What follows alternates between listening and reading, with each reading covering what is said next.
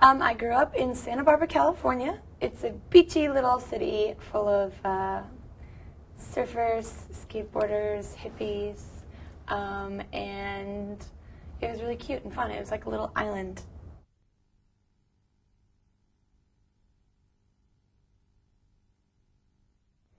My childhood shaped a lot. I came from a very kind of pseudo-strict household. Both of my parents are still to this day traveling ministers. And, I wasn't allowed to listen to a whole lot of music growing up. Wasn't really, involved in a whole lot of pop culture. To this day when people have pop culture references from the 90s, I'm, completely clueless. The new kids on the block are still the new kids on the block. There's no old in them. This is, the first time I've heard the song. So it's kind of funny that way. I left home at 17, moved to Los Angeles, just kind of started changing and growing and singing about everything under the sun.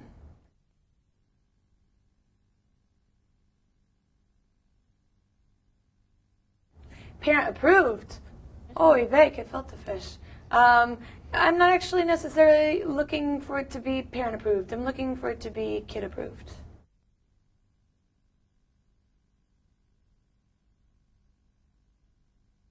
So my parents, my parents are, they love me, and I'm their daughter, and they're my parents. I'm only ever going to have one set, and I've realized that now. So I respect them and respect where they're coming from. Sure, maybe I'm not exactly the poster child of what, they thought I would be when they had me, but I'm not, strung out and, doing spreads naked and stuff, I'm on track. I've got a head on my shoulders, and I know that, I write about everything in life.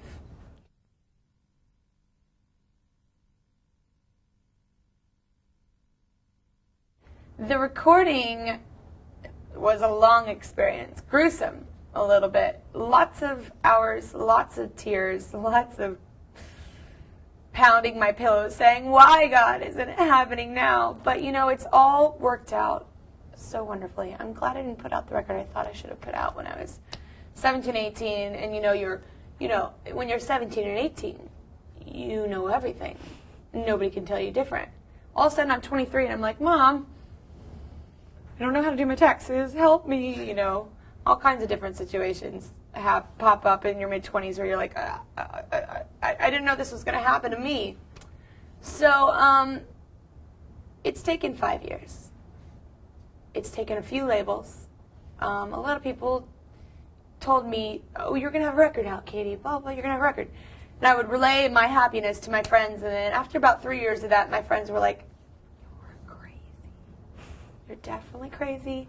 There's no such thing as having a record, blah, blah. But now it's happening. I guess it's here.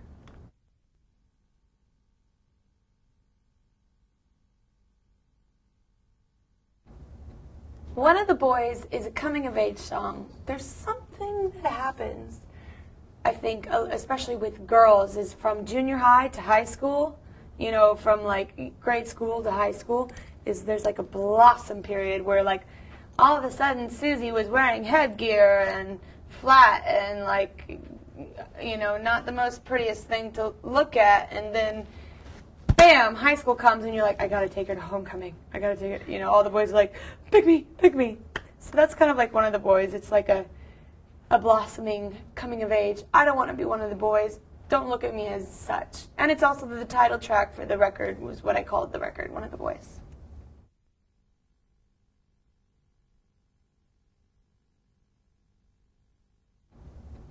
I kissed a girl, and I liked it. Taste of her cherry chapstick.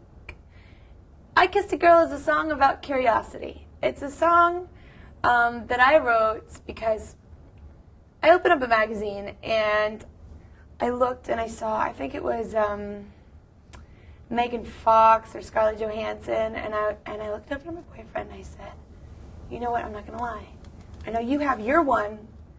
This is my one. If she were to walk into the door and she wanted to make out with me, Scarlett Johansson, I'm not going to lie, I probably would let her do so. Are you okay with that? Yep, it's okay. So it's kind of just about the beauty of a woman and how it doesn't matter who you are, male or female, if Giselle Bündchen walks into the room, everybody's jaws dropping.